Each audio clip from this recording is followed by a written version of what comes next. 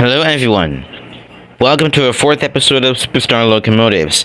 I just produced the first three about the GT1s, the AEM7s, and the ACN64s. But this time, we're going to look into something really different. Instead of talking about a certain present-day vehicle, we'll go straight to the past, from the 1910s to the 1980s and 90s. And with that, we're going to talk about the famous Milwaukee Road EP-2 bipolar engines. They are a lot worth talking about because they are really famous, and they were really famous on Milwaukee Road's express trains. Without further ado, let's get started. In the late 1910s, following the tremendous success of the 1950 electrification of the Mountain Division, the Milwaukee Road has decided to proceed with electrifying the Coast Division. The first part of this project was receiving the EP-1 and EF-1 box cabs.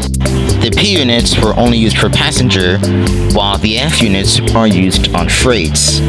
These electrics were nicknamed King of the Rails, which is because they were very reliable, not suffering the issues that the PRR P5s had.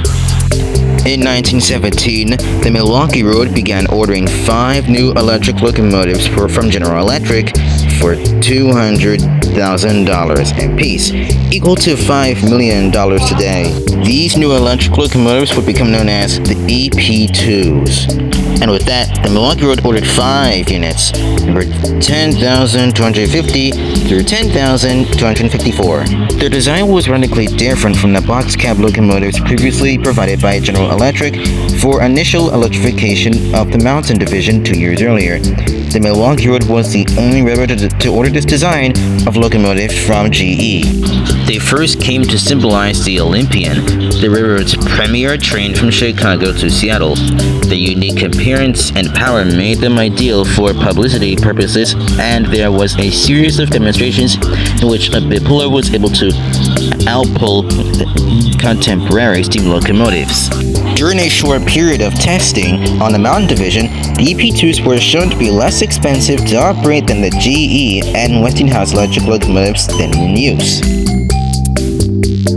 As for technical specifications, they used a steam generator and a dual pantograph. The transmission was a 370 horsepower gearless traction motors mounted directly on the axles.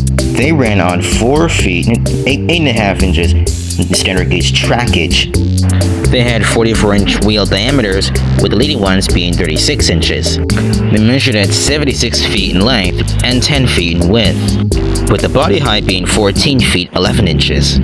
They weighed in at 530,000 pounds, with 457,000 pounds at adhesive weight, the axle load being 38,500 pounds.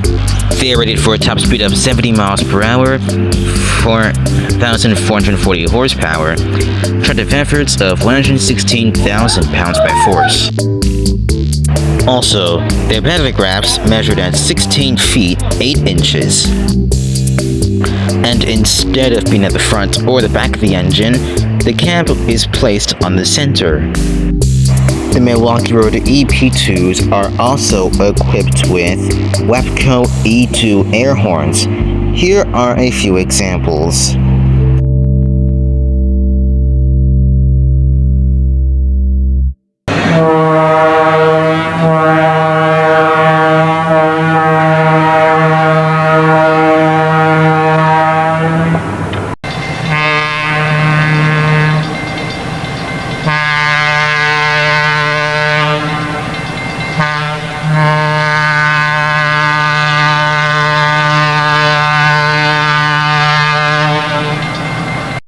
The 5 EP-2s were placed into regular service in 1919 on the Coast Division. The Milwaukee Road saw immediate cost savings over the steam locomotives previously in use, as the bipolars could run from Tacoma to Othello without stopping for servicing and could haul trains upgrades that had required double-heading steam engines.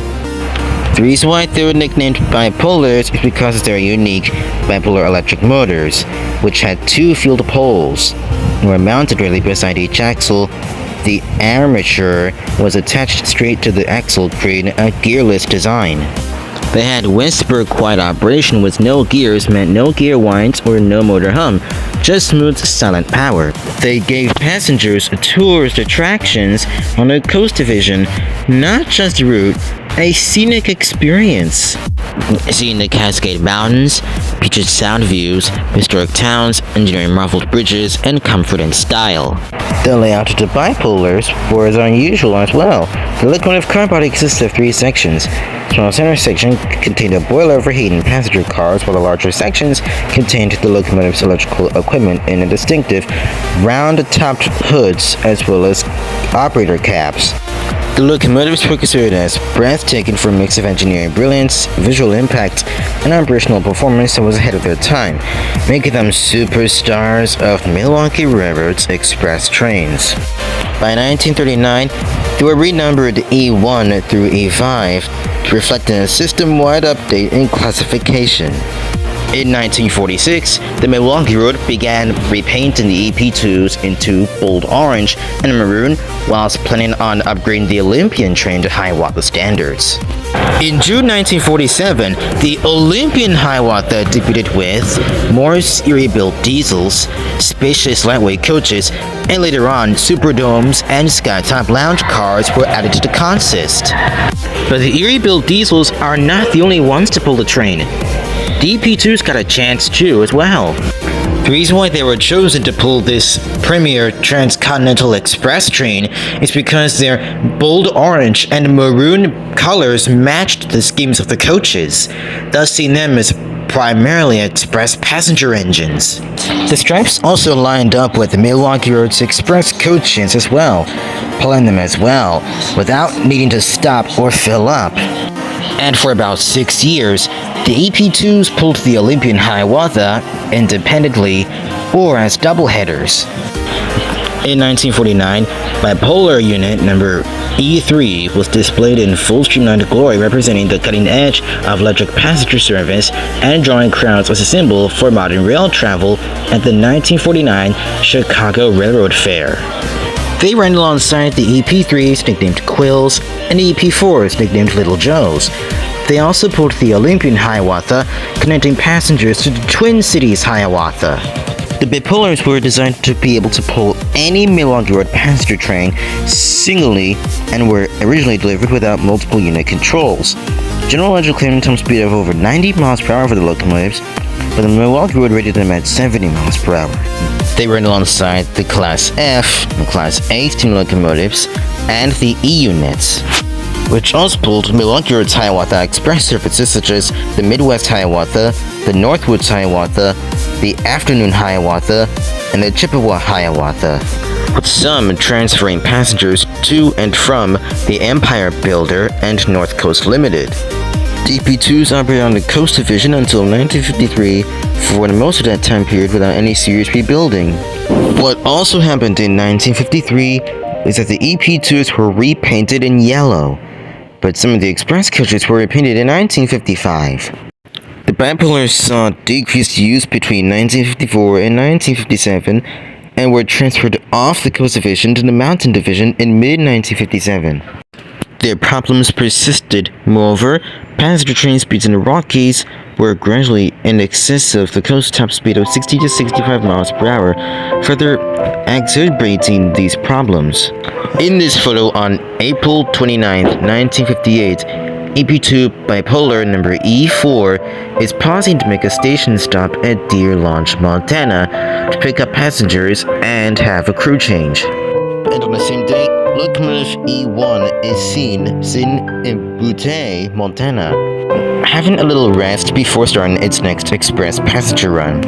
Unfortunately, starting in the 1960s, all 5 EP-2s were retired, and starting in 1962, all the EP-2s were scrapped, except one.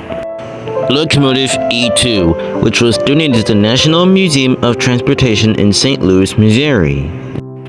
It has remained on static display ever since and has been fully restored to its appearance immediately after its 1953 rebuild. After their retirement, the Milwaukee Road has shut down all electric lines and plus remained as a diesel operator, both passenger and freight. But for around 8 more years, the Milwaukee Road still operated commuter trains on both the north and west lines until handing them over to the RTA, now Metra, in 1982. The Milwaukee Road remained as a freight operator, operating freight trains until 1985, when the whole system was taken over by the Soo Line. So I guess it's fair to say, I really love happy endings. Thank you all for watching. I also like to thank the following people for providing photos on these engines, even though they appeared in 3 different paint schemes, including myself for sharing some of the videos of the EP-2s on my Facebook page. The EP-2s were really famous for being the Milwaukee Road's express passenger engines for different kinds of express trains. I'll progress further in the history of superstar locomotives when I talk about the New Haven EP-5s. So until next time, Express coming through!